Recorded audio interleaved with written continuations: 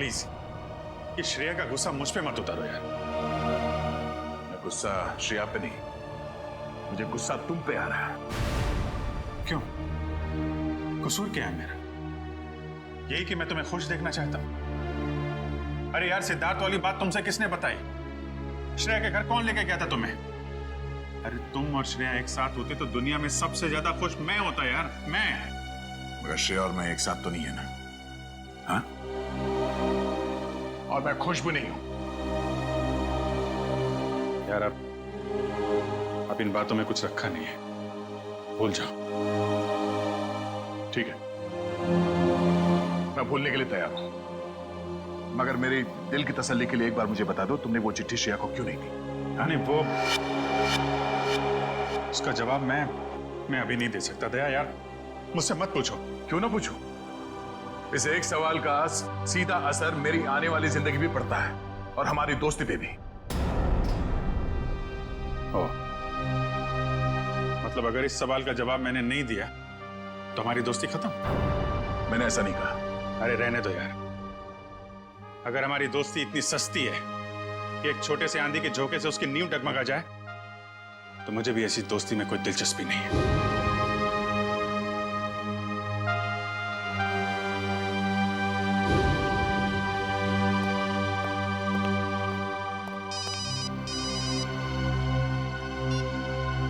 Hello,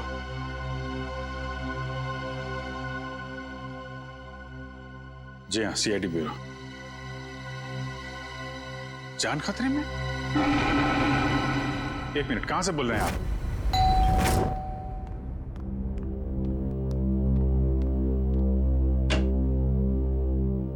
CID? जी हाँ। क्या हुआ आपकी पत्नी के साथ? सर आप बैठिए, मैं सब बताता हूँ। तुम तो कह रहे थे कि तुम्हारी पत्नी मुसीबत में। ये गलत कह रहे हैं। मैं बिल्कुल ठीक ठाक हूँ सर। तुम्हारी हिम्मत कैसे हुई मेरी पत्नी के कपड़े पहनने की? पता नहीं सर इनको क्या हो गया है, बिल्कुल बहकी बहकी सी बातें कर रहे हैं। मिस्टर राहुल, क्या मजाक है ये? अगर आपकी पत्नी ठीक ठाक है तो सीआईडी का वक्त बर्बाद करने से क्या फायदा? सर मैं सीआईडी का वक्त बर्बाद नहीं कर रहा हूँ सर। नम्रता सच में बहुत बड़ी मुसीबत में है। दरअसल कुछ घंटे पहले लगता है आ गई।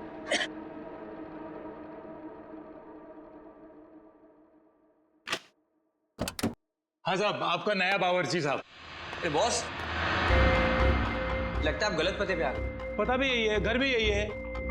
नम्रता मैम साहब ने मुझे काम पे रखा है खाना बनाने के लिए साहब। कमाल है, नम्रता ने मुझे बताया नहीं कि वो एक नया बावर्ची रख रही है। बोलो साहब, खाने में क्या क्या बनाऊं साहब? अरे वो नम्रता आ जाएगी थोड़ी देर में, वो ही बता देगी खाने में क्या बनाना है। तब तक एक काम करो, तुम मेरे लिए एक कप चाय बना दो। ठीक है साहब। रसोई कहाँ है साहब? उस तरफ। उस तरफ।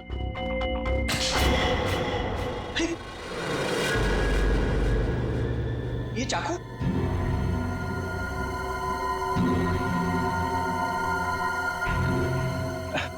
घबराइए मत साहब, इससे मैं फल काटता हूँ, भाजी काटता हूँ साहब, और मांस भी काटता हूँ साहब।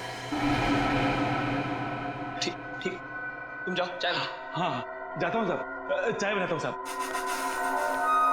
कैसे आदमी को काम पे रख दिया नम्रता ने?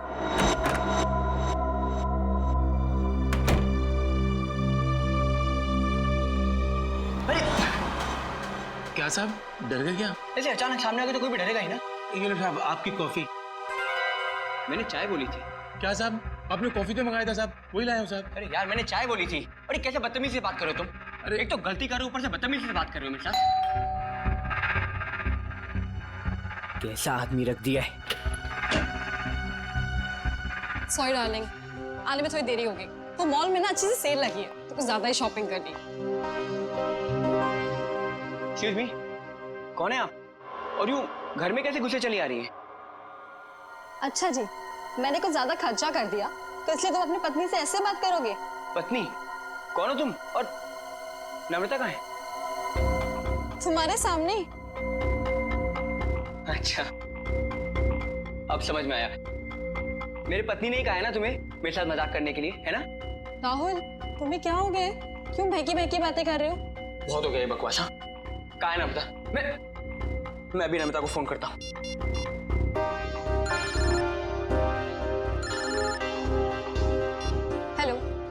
कैसे हो? अब यकीन हो गया? बहुत हो गया बकवास, बहुत हो गया मजाक। कहाँ है नम्रता? बताओ मुझे, नम्रता कहाँ है? कहाँ है नम्रता? क्या किया नम्रता के साथ? राहुल, तुम ठीक तो हो? बुखार उखार तो नहीं है? छुओ मत मुझे, हाथ मत लगाना मुझे। ये तुम्हें नम्रता ने काम पे रखा था ना? हाँ साहब। कब रखा था? कल। यहाँ और बताओ, क्या यही नम्रता है? हाँ साहब, यही तो है नम्रता मैम साहब। देखो यार, वो कुछ छोटी मोटी चाय कॉफी के बहस कर रहे थे, तुम झूठ मत बोलो। कौन है ये? नहीं साहब, मैं सच बोल रहा हूँ, यही है नम्रता मैम साहब। सुनो बलराम, तुम ना खाने में मिर्ची थोड़ी कम डालना, साहब को तीखा पसंद नहीं है। ठीक है मैम साहब।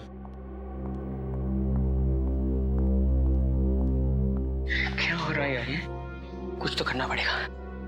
क्या करूं? शेडी को फोन करता हूँ। सर, तो बहुत अच्छा होगा कि फ्रेडी सर साथ में नहीं है, वरना असली और नकली पत्नी के चक्कर में वो खुद चक्कर खा जाते। ये लीजिए साहब, आप सब लोग के लिए पानी। देखिए सर, देखिए कैसे ये दोनों भैरूपी मेरे घर में घुस आए हैं। न जाने इन्होंने मेरी पत्नी नम्रता के साथ क्या किया होगा। राहुल, मैं ही तुम्हारी नम्रता हूँ। सर आप बेकार की कहानियों में अपना वक्त बर्बाद कर रहे हैं। मैं कल ही इनको एक अच्छे से डॉक्टर के पास लेके जाऊंगी। माफ कीजिएगा सर, जो परेशानी आपको हमारी वजह से हुई। कोई बात नहीं, अब हम लोग यहाँ आ गए हैं तो सारा मामला समझ के ही जाएंगे। मिस्टर राहुल, आपके पास क्या सबूत है कि ये आपकी पत्नी नम्रता नहीं है? सबूत? हाँ है ना सर, मेरी पत्नी की तस्वीरें मेरे फोन में। क्या हो मिस्टर राहुल? हाँ? ये कैसे हो सकता है? इसमें मेरे और मेरी पत्नी की लगभग 100 तस्वीरें थी, अब एक भी नहीं है। याद आया सर, जब मैं नहाने गया था ना, तो मैंने ये फोन इस टेबल पर रखा था। जरूर इसी ने वो फोटो डिलीट की है सर, इसने। मैं कह रहा हूँ।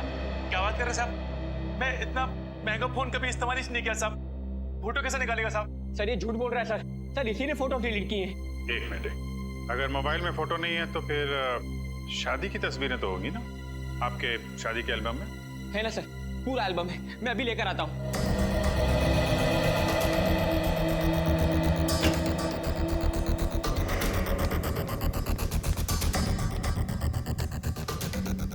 सर ये लीजिए सर, हमारी शादी का एल्बम। अब हो जाएगा दूध का दूध और पानी का पानी।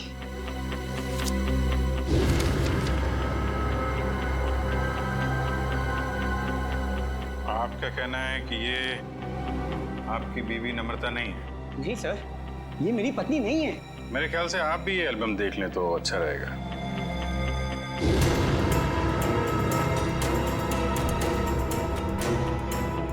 ये कैसे हो सकता है सर? ये कोई बहुत बड़ी साजिश है, ये कोई साजिश है मेरे खिलाफ। जरूर इसमें मेरी पत्नी भी शामिल है, उसी ने भेजा होगा इन दोनों को। मिस्टर राहुल, कभी आप कहते हैं कि आपकी पत्नी खतरे में है, कभी आप कहते हैं कि वो आपके खिलाफ साजिश रच रही है। कहने क्या चाहते हैं आप? सर मुझे कोई खतरा नहीं है और ये कोई साजिश नहीं है। मैंने आपसे कहा ना, इनकी तबीयत खराब है। तुम चुप रहो, मुंह बंद रखो अपना। एक मिनट, आप नम्रता हैं? आपके पास कोई आईडी वगैरह है? जी हाँ सर, पासपोर्ट है, पैन कार्ड है। आपको जो चाहिए मैं दिखा सकती हूँ। प्लीज। एक मिनट।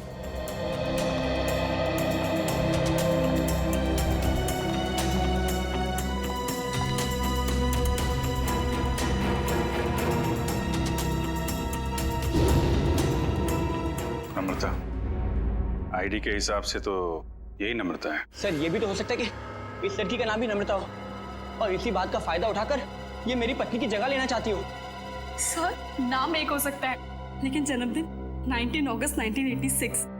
जन्मदिन का भी एक होना, ये बहुत ही बड़ा सहयोग है। क्यों राहुल? अच्छा ये बताइए कि आपकी पत्नी का जन्मदिन भी क्या इसी दिन आता है? हाँ सर, तारीख तो वही है, पर ये सहयोग भी तो हो सकता है ना सर। ये संयोग है, वो संयोग है। मिस्टर राहुल, हम आपकी बात पे यकीन करें तो करें कैसे और क्यों? सर मैं सच कह रहा हूँ सर, ये झूठ बोल रही है। तुम नम्रता हो ना, तो ये बताओ कि हमारी शादी की सालगिरह कब है? बताओ ना, हमारी शादी की सालगिरह कब है? देखा सर, ये नहीं जानती है, ये झूठ बोल रही है। बताओ ना, हमारी शादी की सालगिरह कब है? 14 फरवरी। सर राहुल मुझसे बहुत प्यार करते हैं। वैलेंटाइंस डे पे गोवा में हमने शादी की थी। सर ये पूरी तैयारी कर कर आई है, इसने मेरे पत्नी से ये सब पहले ही पूछ लिया होगा। कोई और सवाल पूछ के देखो। हाँ, ये बताओ कि तुमने चॉकलेट कहाँ छिपाई? चॉकलेट? ये चॉकलेट का क्या चक्कर है? सर मुझे डायबिटीज है, पर फिर भी मुझे चॉकलेट खाना पसंद है। इसलिए नम्रता अक्सर मेरी लाई हुई चॉकलेट छिपा देती है, जो बात इसे नहीं पता। अगर तुम नम्रता हो तो बताओ कि तुमने चॉकलेट कहाँ छिपाई है। बताओ, तुमने चॉकलेट कहाँ छिपाई?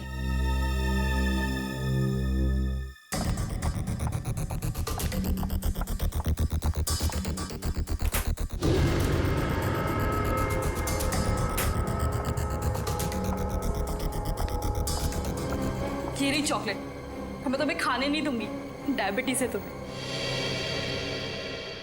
मुझे डायबिटीज नहीं है, मुझे दे दीजिए।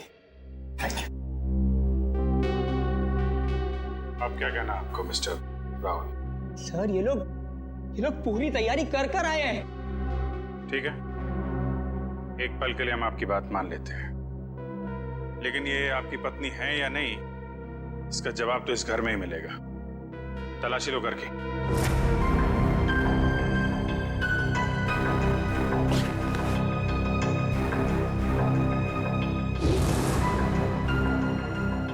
एक काम कीजिए, आप लोग अपने माता पिता को यहाँ बुलाइए, अभी पता चल जाएगा। सर मेरे माँ बाप तो दुनिया में नहीं रहे।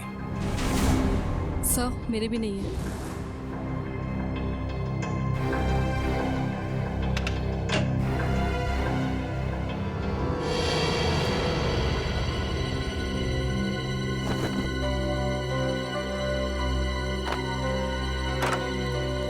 पंकज, ऐसी जगह पे ये डस्टबिन कैसे पड़ा? तो कोई रिश्तेदार दोस्त वो तो होंगे इस शहर में ना, उनको बुलाइए। सर दरअसल हम कुछ ही दिन पहले बैंगलोर से यहाँ शिफ्ट हुए हैं, यहाँ हम किसी को भी नहीं जानते। ओह, तो तुमने ये भी पता लगा लिया है?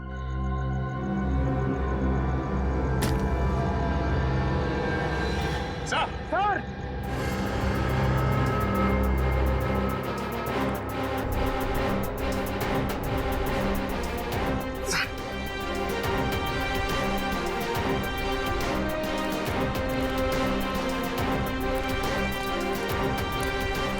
सर, लाश।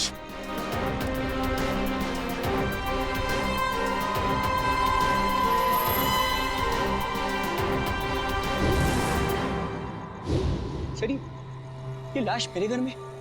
ये कौन सा खेल खेल रहे हो तुम राहुल? पहले पति पत्नी का झगड़ा सुलझाने के लिए यहाँ बुलाया, फिर तुम्हारे घर से एक लाश निकली है। किसकी लाश है ये? सर मुझे कुछ नहीं पता सर मैं इसे जानता भी नहीं। सर मैं भी इसे नहीं जानती।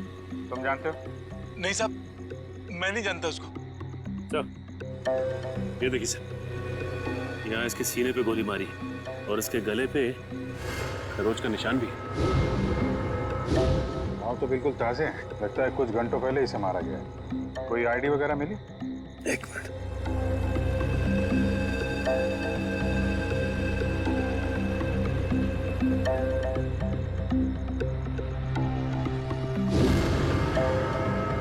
मिस्टर, इसका नाम पुलकित रॉबिन है। पुलकित रॉबिन? सर मैंने इसका नाम कहीं पढ़ा है। पढ़ा है? कहाँ पढ़ा है? अरे सर ये तो एक बहुत ही मशहूर टीवी सीरियल राइटर है सर, साउथ बहू का सीरियल मैं देखता हूँ सर। एक टीवी सीरियल राइटर की लाश मेरे घर में? पंकज, मोबाइल पे देखो, इंटरनेट पे इस पुलकित रॉबिन की फोटो निकालो, देखो कहीं ये वही आदमी तो नहीं।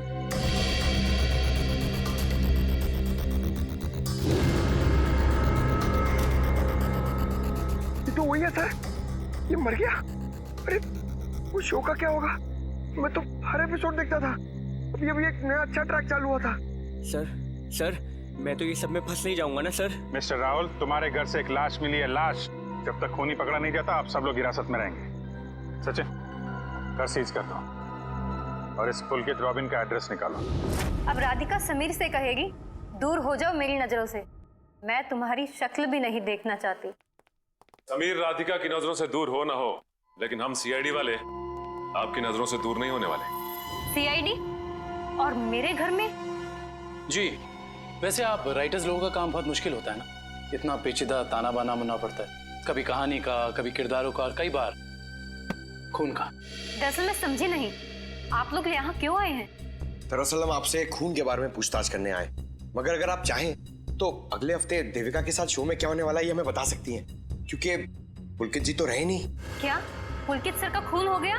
कब और कैसे? ये तो अब आप ही बता सकती हैं। मुझे कुछ नहीं पता। इतनी भोली बनने की जरूरत नहीं है आपको। हम पुलकित के घर से आ रहे हैं। पुलकित की पत्नी ने बताया कि आप पुलकित की असिस्टेंट हैं। और कल शाम वो आपसे मिलने के लिए ही घर से निकले थे, मगर वापस पहुंचे ही नहीं। ये बात सच है। मैं और पुलकित सर कॉफी शॉप में मिलने वाले थे, लेकिन वो वहाँ पहुंचे ही नहीं। कौन सी coffee shop? IG coffee shop. वही जो बैरिक्स रोड पे? हाँ जी वही। मगर पुलकित की लाश हमें मिली सृष्टि नगर में, और ये बैरिक्स रोड सृष्टि नगर से बहुत दूर है। तो इसका मतलब ये है कि तुमने पुलकित को कॉफी शॉप पर बुलाया, उसके बाद उसे बहला फुसलाकर तुम सृष्टि नगर ले गई और वहां तुमने उसका खून कर दिया। नहीं, ये बात गलत है। मैं ऐसा क्यों करूंगी? क्योंकि तुम पुलकित से जलती थी और तुम पुलकित की जगह लेना चाहती थी, इसलिए तुमने पुलकित का खून कर दिया। ये सब झूठ है। मैं 8 बजे से लेकर 11 बजे तक उनका इंतजार करती रही, पर वो वहां पर पहुंचे ही नहीं। मैं घर वापस आ गई क्योंकि उनका फोन भी नहीं लग रहा था। आपकी बात में कितनी सच्चाई और कितना झूठ, ये बहुत जल्द पता लग जाएगा। आप हमारे साथ चलिए। मगर कहाँ? ये सब क्या है? आप लोग हमें यहाँ क्यों लाए हैं? कोई कुछ बता क्यों नहीं रहा है हमें? 1 मिनट, शांत हो जाए मैडम, सब कुछ पता चल जाएगा। मैं पुलकित की पत्नी हूँ और आप मुझ पर भी शक कर रहे हैं। हम किसी पर शक नहीं कर रहे, हम अपनी ड्यूटी कर रहे हैं। ये आप प्लीज अपना हाथ आगे बढ़ाइए। हम लोगों को आपके खून के सैंपल्स लेने हैं। खून का सैंपल? मगर क्यों? क्योंकि पुलकित की गर्दन पर हमें कुछ खरोंच के निशान मिले और उस खरोंच में नेल पॉलिश के ट्रेसेस हैं। इसका मतलब साफ है, पुलकित के खून में किसी लड़की का हाथ है। लाइए हाथ आगे कीजिए। तो फिलहाल इस केस में लड़कियां सिर्फ आप तीनों ही। सर आप लोग खूनी को ढूंढने में इतनी मेहनत करें, प्लीज मेरे पत्नी को भी ढूंढिए ना। न जाने नम्रता किस हाल में होगी, कहाँ होगी। फिर वही बात राहुल, कब तक खेलोगे ये खेल? और मैं एक बार नहीं बार बार कह चुकी हूँ कि मैं ही तुम्हारी नम्रता हूँ। चुप हो जा तुम, कितना झूठ बोलोगी? क्या चाहिए तुम्हें? पैसे चाहिए ना? कितने पैसे चाहिए तुम्हें मेरे घर और मेरी जिंदगी से जाने के लिए? क्या? मैं और पैसे? कैसी बात कर रहे हो तुम राहुल? मिस्टर राहुल, आपके पास आपकी पत्नी का फोटो नहीं है, चेहरा तो याद है, कम से कम उनका स्केच तो बनवा सकते हैं। जी सर, जरूर। ये बाल आगे से, हाँ यहाँ से थोड़े और लंबे। सर, हमारे क्रिमिनल डेटाबेस में इस बावर्ची का कोई रिकॉर्ड नहीं है। देखा साहब, मैं बोल रहा था ना साहब, मैं एकदम निर्दोष है साहब, मुझे जाने दो ना साहब। ठीक है, तुम जा सकते हो, मगर याद रहे तुम शहर से बाहर नहीं जाओगे और जब भी बुलाया जाए ब्यूरो आ जाना। ठीक है। पता नहीं किसका स्केच बनवा रहे हैं, मैं तो यहाँ बैठी हूँ। Sir. Okay, thank you Paresh. तो राहुल, स्केच ठीक बना? हाँ सर बिल्कुल, यही है मेरी पत्नी नम्रता।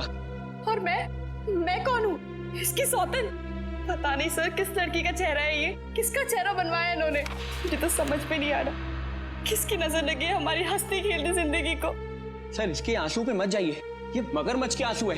ये इन्हें हथियार बना के मेरे खिलाफ इस्तेमाल करना चाहती है, मुझे फंसाना चाहती है सर।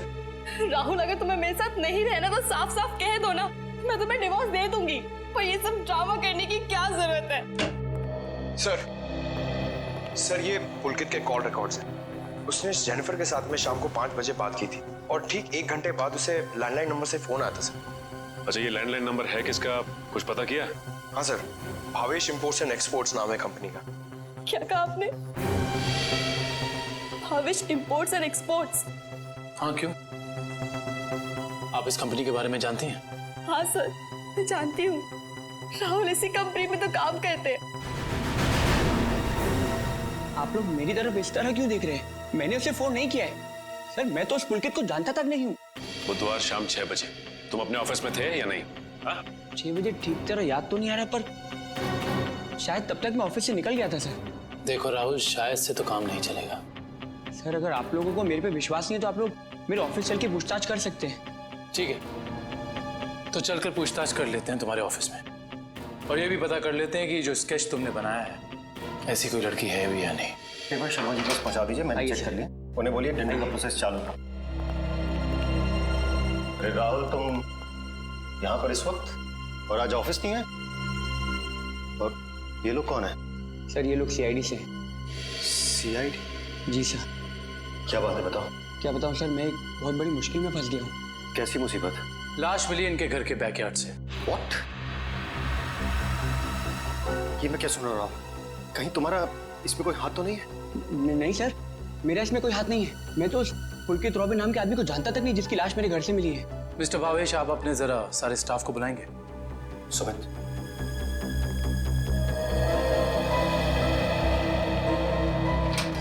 सुनो, सबको बॉस अंदर बुला रहे हैं।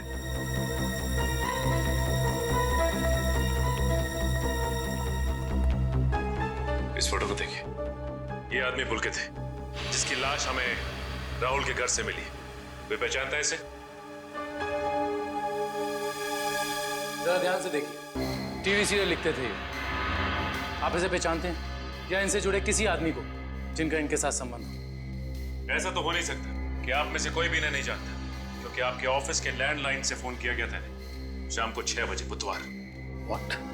तो शायद राहुल ने किया होगा। मैं क्यों फोन करूंगा सर, मैं तो उसे जानता भी नहीं। और ऐसा भी तो हो सकता है कि इसी ऑफिस से किसी और ने फोन किया हो।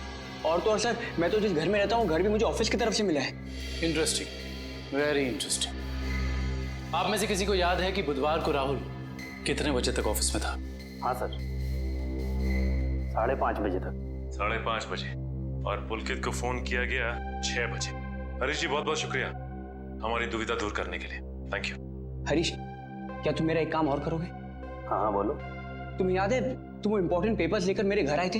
हाँ याद है। तब तुम मेरे पत्नी नम्रता को मिले थे ना? हाँ राहुल, लेकिन उस बात का इस खून से क्या लेना देना है? लेना देना है, क्योंकि एक अनजान औरत मेरे घर में घुस आई है और मेरे पत्नी होने का नाटक कर रही है। क्या तुम प्लीज उसे चल के मेरे लिए पहचान सकते हो? हाँ श्योर। कहाँ है वो औरत? नीचे हमारी गाड़ी में बैठी हुई। आइए हमारे साथ। देखना सर, अब इस औरत का भांडा फूट जाएगा।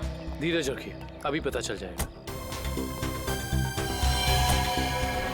अरे हरीश जी, कैसे हैं आप? हेलो नम्रता, मैं ठीक हूँ। तुम कैसी हो? क्या बताओ, पता नहीं राहुल को क्या हो गया है। हरीश, ये तुम क्या कह रहे हो यार? ये मेरी पत्नी नम्रता नहीं है। व्हाट? ये कैसी बात कर रहे हो राहुल? यही तो नम्रता है, तुम्हारी पत्नी, जिससे तुमने मुझे मिलवाया था।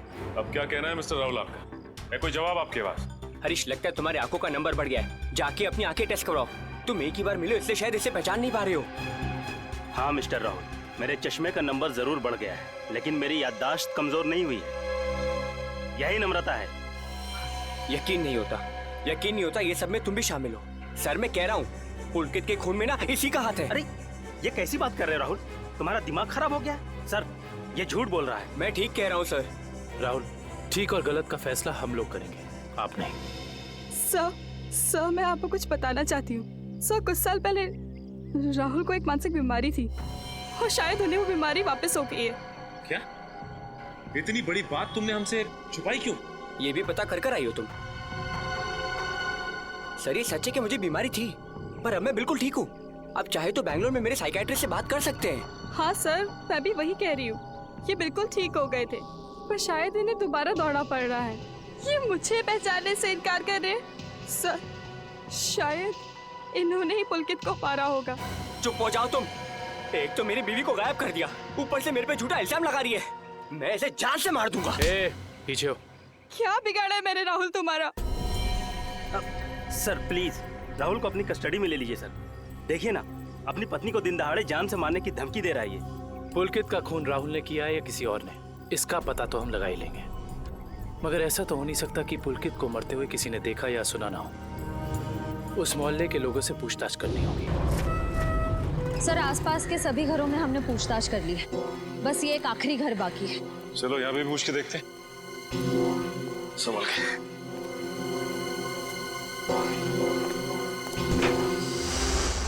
दरवाजा खुला। तो इस तरह से दरवाजा क्यों खुला छोड़ेगा? और यहाँ ये कैमरा कैसे? इधर भी। कुछ तो गड़बड़ है यहाँ पे। एक काम करते हैं, इस घर की तलाशी अच्छी तरह से लेते हैं।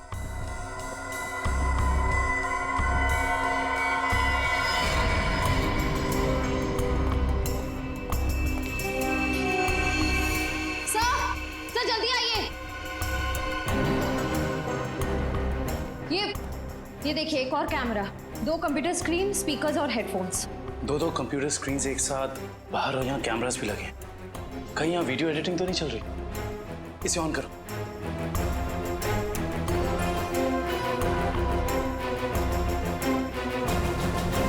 हाँ साहब, आपका नया बावर्ची साहब। लगता है आप गलत पते पे आ गए। नम्रता मैम ने मुझे काम पे रखा है खाना बनाने के लिए। चाय बनाता हूँ साहब। अरे जाओ ना। अभी क्या है?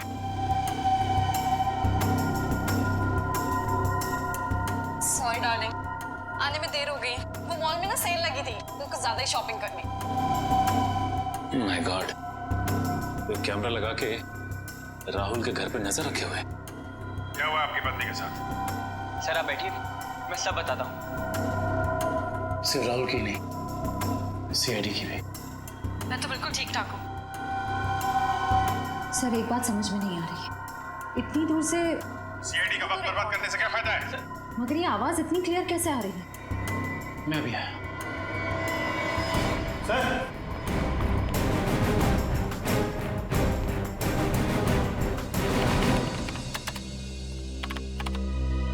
एक काम करते हैं, इस जगह को अच्छी तरह से छान मारते हैं। हो सकता है यहाँ कुछ मिल जाए। हाँ?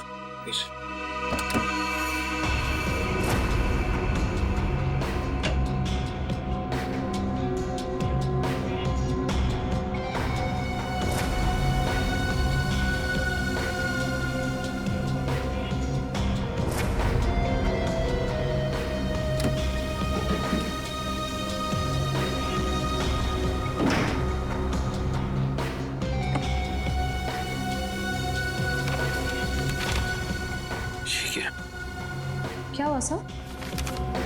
ये देखो, जमीन के पेपर्स। ये घर किसी गिरधारी के नाम पे है।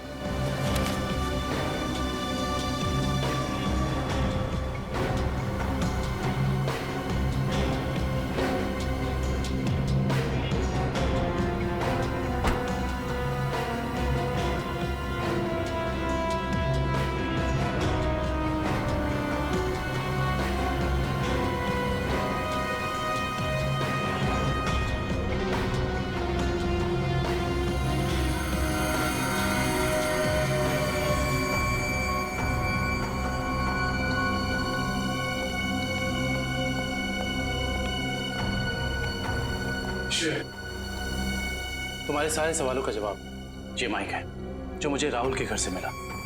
स्पीकर के अंदर छुपा के रखा हुआ था। इसका मतलब गिरधारी जो राहुल के घर पे नजर रखे हुए था, उसी ने माइक लगाया यहाँ पे। कौन गिरधारी? अरे दुष्यंत, ये घर के कुछ पेपर्स मिले जिसमें लिखा है कि गिरधारी इस घर का मालिक है। आप लोग सुंदर जी के मेहमान हैं? तुम कौन हो? जी मैं तो यहाँ पर किराए पर रहता हूँ, पर आप लोग कौन हैं? हम लोग सीआईडी से। सीआईडी? जी हाँ, सीआईडी। देख के लगता है कि तुम कहीं बाहर से आ रहे हो। यहाँ सर मैं तो अभी गोवा से आ रहा हूँ, पर आप लोग यहाँ पर सुंदर जी ने कहीं कुछ। एक मिनट, ये सुंदर कौन? सर जब मैं यहाँ से जा रहा था तो मैंने ये घर सुंदर नाम के एक अंकल को किराए पर दिया था। क्या बात, तुम खुद यहाँ पे किराए पे रहते हो और ये घर तुमने किसी को किराए पे दे दिया? सर मैंने सोचा कि गोवा जाने का खर्चा निकल आएगा सर, इसलिए। और गिरधारी जी जिनका ये घर है, वो कहाँ? सर वो तो लंदन में रहते हैं सर, साल में सिर्फ एक बार ही इंडिया आ पाते हैं। ओह, उसी का फायदा उठा रहे हो तुम? ये कंप्यूटर कैमरास तुम्हारे? नहीं सर, ये सब मेरा नहीं है सर। झूठ बोल रहे हो तुम राहुल के घर पे नजर रखे हुए थे, जासूसी कर रहे थे उस पे। जासूसी? सर मैं राहुल के ऊपर जासूसी नहीं कर रहा था सर। देखो हमने रिकॉर्डिंग देख ली है, सच सच बताओ। मैडम मैं तो कॉलेज में पढ़ता हूँ, इतनी सारी महंगी चीजें मैं कहाँ से लाऊंगा? तो फिर ये सारी की सारी चीजें किसकी है? उस आदमी की जिसे तुमने किराए पे रखा हुआ, सुंदर? सर हो सकता है सर। नंबर दो सुंदर का। सर पिछले हफ्ते गोवा में मेरा मोबाइल चोरी हो गया था तो तुम्हारे सारे नंबर्स चले गए। जी बहुत अच्छा बहाना है। अपना मोबाइल नंबर दो, सुंदर का नंबर हम तुम्हारे मोबाइल रिकॉर्ड से निकाल लेंगे। सर सालुंके सर की डीएनए रिपोर्ट आ गई है। पुलकित के खरोचों में जो नेल पॉलिश के अंश मिले थे वो ना ही नम्रता के थे ना ही संजना के और ना ही जेनिफर के। मतलब इस केस में कोई और औरत भी शामिल है? सर, हो सकता है वो स्केच वाली औरत हो जिससे राहुल अपनी बीवी कह रहा है। हो सकता है। जब तक हमें उस औरत के बारे में कुछ पता नहीं चल जाता, कुछ कह नहीं सकते। क्या हुआ, उस नेल पेंट के बारे में कुछ पता चला क्या?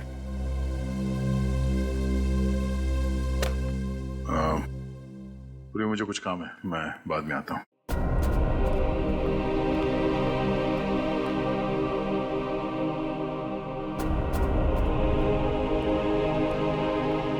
सर, जतिन के फोन रिकॉर्ड्स चेक करिए। सुंदर का नंबर तो नहीं मिला, मगर किसी मनीष नाम के आदमी का नंबर मिला है। करता क्या है मनीष? सर, कैमरास और रीडिंग मशीन किराए पे देता है। मनीष, इस मनीष से मिलना पड़ेगा। सर, यही है वो सुंदर अंकल जिन्हें मैंने अपना घर किराए पे दिया था। कौन सुंदर? मैं मनीष हूँ। गलत बात है मनीष जी, आप इतने महंगे कैमरा इक्विपमेंट्स ऐसे ही खुले घर में छोड़ा है। इन्हें तो अरेस्ट करना होगा। बिल्कुल। एडिटिंग मशीन किराए पे लिया था, उसी ने मुझसे कहा था ये सब करने के लिए। जिसने तुमसे कैमरा किराए पर लिया उसी ने तुमसे घर भी किराए पर लेने को कहा। जी सर, उसी ने मुझसे कहा था कि कैमरा इस तरह से फिट करूं कि सामने वाले घर का सारा नजारा दिखना चाहिए। अब तो मिलना पड़ेगा इस इंसान से। है कौन ये जनाब? जी कहिए। जी हम लोग सीआईडी से। सीआईडी? आइए। भावेश का कुछ पता चला क्या? भावेश का पता चला मतलब? हम लोग तो भावेश से ही मिलने आए। लेकिन वो तो कल से घर नहीं आए, उनका फोन भी नहीं लग रहा है। क्या कल से घर नहीं आए? आपने पुलिस में रिपोर्ट लिखवाई? मैंने रिपोर्ट लिखवाई थी, लेकिन उन्हें भी कुछ पता नहीं चल पा रहा है। सर, लगता है उन्हें पता चल गया होगा कि हम आने वाले हैं, इसलिए। एक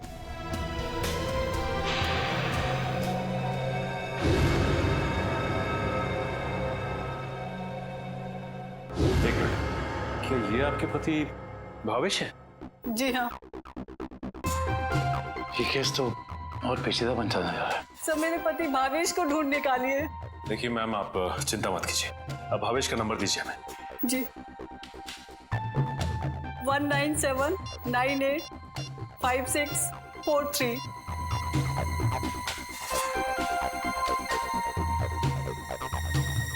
भावेश के फोन तो ऑफ आ रहा है। पंकज, भावेश के फोन के IMEI नंबर से पता करो कि उसका मोबाइल इस वक्त कहाँ है।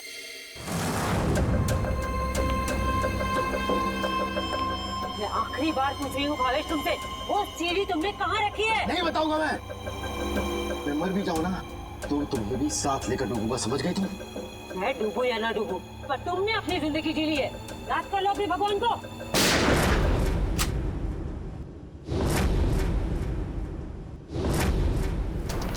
बस मुन्नी दुरेली, बहुत मचा रही आतंक।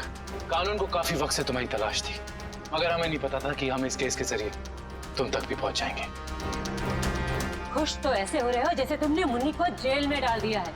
ये तुम्हारी खुशकिस्मती है या बदकिस्मती कि तुम मुन्नी के दरबार में खुद चलकर आए हो? देख क्या रहे हो? ढूंढ दो इनको।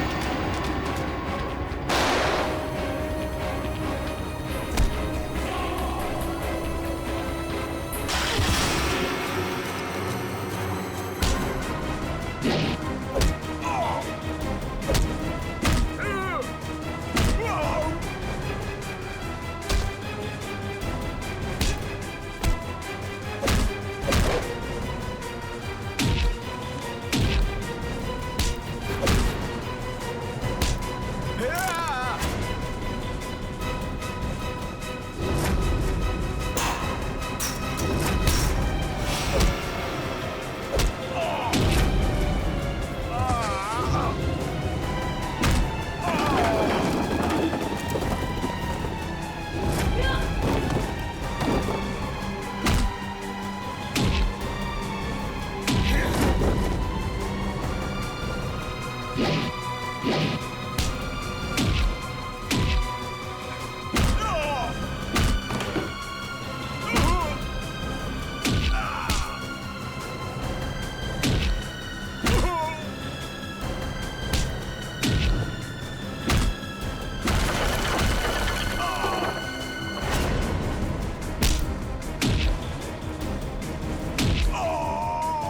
बिगाड़ा था नम्रता ने तुम्हारा? बहुत लंबी कहानी है।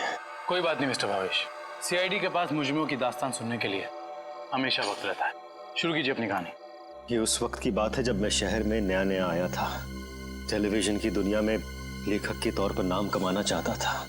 अलग अलग तरह की कहानियां लिखी, अलग अलग तरह के किरदारों को जन्म दिया। मेरी आंखों में सिर्फ एक ही सपना था कि किस तरह मेरी कहानी छोटे पर्दे पर साकार हो जाए। मगर तुम्हारा तो इंपोर्ट एक्सपोर्ट का बिजनेस था ना? क्योंकि मेरे साथ कुछ ऐसा हुआ जिसने मुझे मजबूर कर दिया अपने सपनों को कुचलने के लिए। जिसके साथ मैं किराए के घर में रहता था, जिसे मैं अपना दोस्त समझता था, उसने मुझे धोखा दिया। उसने मेरी कहानी चुराई और एक चैनल में बेच दी और रातों रात अमीर बन गया। हर तरफ उसी के चर्चे, उसी की बातें। मैं ये सदमा बर्दाश्त नहीं कर पाया और फिर मैंने अपने करियर को नई दिशा दी और भावेश इंपोर्ट एक्सपोर्ट का बिजनेस शुरू कर दिया। मगर इस सब का मेरी किडनैपिंग से क्या लेना देना है? ये बात सच है कि मैंने अपनी लाइन बदल दी थी, लेकिन ये भी सच है कि मेरे अंदर एक राइटर छुपा हुआ है। टेलीविजन में कुछ कर गुजरने का जुनून है मेरे अंदर। मैंने वापस कलम उठाई और एक अनोखे रियलिटी शो का कॉन्सेप्ट लिख डाला, जिसमें पति पत्नी में से किसी एक की जगह एक अजनबी अगर उनके घर आ जाए तो फिर उस पार्टनर की क्या प्रतिक्रिया होगी। इस तरह का रियलिटी शो लिखा था मैंने। क्या ये सब एक रियलिटी शो था? चैनल को मेरा कॉन्सेप्ट बहुत अच्छा लगा, लेकिन वो ये जानना चाहते थे कि इसे पर्दे पे कैसे उतारा जाए। तो मैंने एक पायलट एपिसोड बनाने के बारे में सोचा और एक्सपेरिमेंट के तौर पर मैंने अपनी कंपनी में आए हुए नए एम्प्लॉय राहुल को शामिल किया। वाह, कमाल है। अगर तुम एक रियलिटी शो ही बनाना चाहते थे तो एक जायज ढंग से भी बना सकते थे। फिर कानून को अपने हाथ में लेने की क्या जरूरत थी तुम्हें?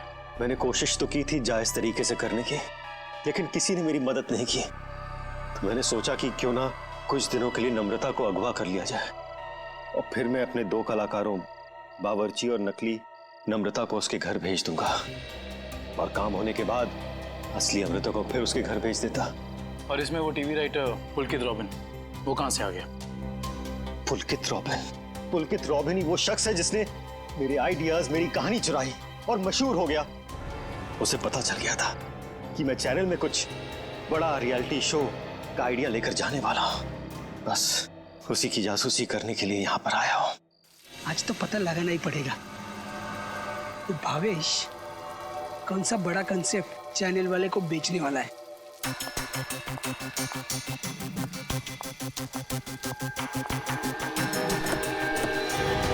चल गाड़ी में बैठ। मानो तुम, मैं नहीं जाऊंगी। गाड़ी में बैठी तो होने वाला छोड़ो मुझे। आवाज नहीं होगी। क्या कर रहे हैं तुम लोग? छोड़ो उसको। क्या कर रहे हैं तुम लोग? छोड़ो। बेवजह मारा गया। अब तू भी नहीं चाहती है? बैठ। छोड़ दो मुझे। मैं इसको लेकर जाती हूँ, तुम इसको ठिकाने लगाओ।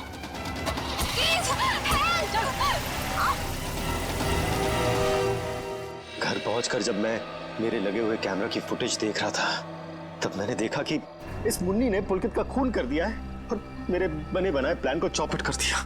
मैं उसे मारना नहीं चाहती थी, वो खुद बीच में आ गया था। और जब आप लोग मेरे ऑफिस आए, तब आप लोगों को देखते ही मैं समझ गया कि अब सीआईडी से बचना नामुमकिन है। मैं बहुत घबरा गया था और उसी घबराहट में मैं यहाँ मुन्नी से मिलने आ गया। मुन्नी, तुमने मुझे फंसा दिया। पता है सीआईडी मेरे ऑफिस तक चली आई। एक तो पुलकित को मारा, ऊपर से उसकी लाश मेरे घर में छुपा दी। बोला था ना सेठ, लड़का लोगों को नहीं पता था कि तुम्हारा घर राहुल की कंपनी में आता है। अरे मैंने तुम्हें सिर्फ किडनैप करने के लिए कहा था, वो भी कुछ दिनों के लिए, पर तुमने पूरा रायता फैला दिया। याद रखना मुन्नी, अगर सीआईडी ने मुझे गिरफ्तार किया ना, तो मैं तुम्हारी सारी पोल खोल दूंगा। बता, तुझे कहाँ रखा है? बोल। नहीं बताऊंगा। नहीं, इसको भी बांध दे। मुन्नी ठीक नहीं कर रही हो। तो अब वो टेप कहाँ है जिसमें मुन्नी की रिकॉर्डिंग थी? मेरे मैनेजर हरीश के पास। सिर्फ वही एक शख्स था जिसे मेरे रियलिटी शो के आइडिया के बारे में पता था। और वो माइक वो कब लगाया राहुल के स्पीकर में?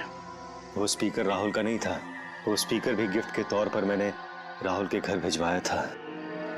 जब हरीश उसके घर फाइल लेकर गया तो उसी के साथ मैंने स्पीकर भिजवा दिया था। लेकिन आपने हमारे विश्वास के साथ खिलवाड़ किया है भावेश जी।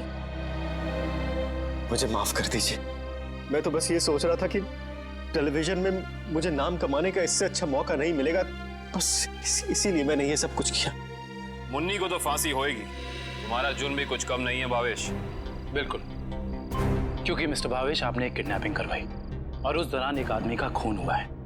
आपके भविष्य का फैसला तो अब अदालत करेगी। सर क्या हुआ है? आप लोग मुझे बता क्यों नहीं रहे? जरा रुको, अभी पता चल जाएगा।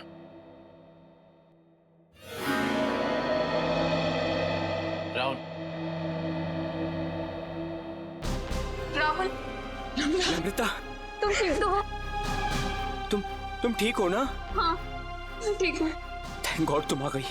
थैंक गॉड तुम वापस आ गई। मुझे तो लगा था मैंने तुम्हें हमेशा हमेशा के लिए खो दिया है। हाँ, मुझे भी ऐसे ही लगा था।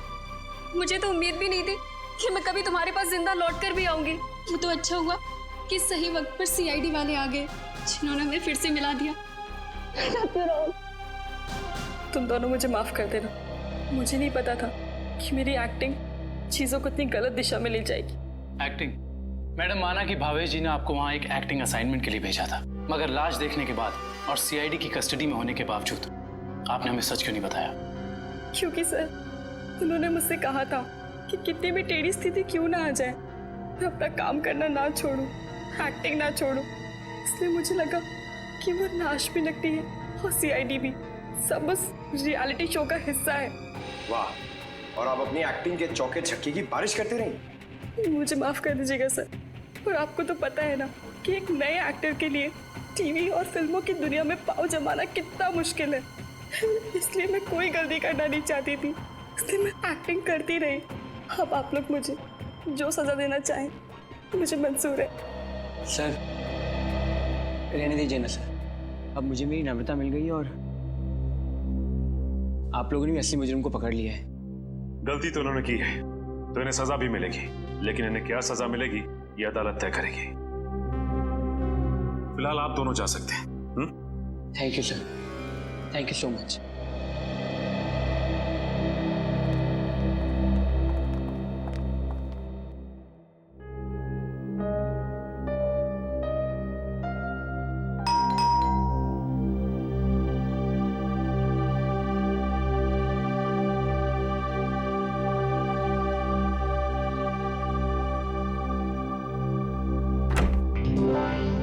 तारिका, आओ।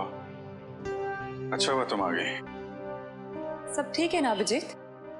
नहीं, इस वक्त बुलाया इसलिए पूछ रही थी। नहीं, वो एक्चुअली मुझे तुमसे कुछ जरूरी बात करनी थी। कितने परेशान लग रहे हो, क्या बात है? एक्चुअली समझ नहीं पा रहा हूँ मैं तुमसे कैसे बताऊं। मैं समझ गई, दया के बारे में ना? मैं जानता हूँ ये सुनकर तुम्हें बहुत धक्का लगेगा, और इससे पहले मेरी हिम्मत जवाब दे जाए, मैं तारिका, जब एसीपी साहब यहाँ वापस आएंगे तो मैं उनसे कहने वाला हूँ वो मेरा ट्रांसफर कर दे। क्या? ट्रांसफर? आई एम सॉरी तारिका, मैं और बर्दाश्त नहीं कर सकता। मेरे और दया के बीच में जो कुछ चल रहा है, मैं अभिजीत, लेकिन दया तो तुम्हारा दोस्त है ना?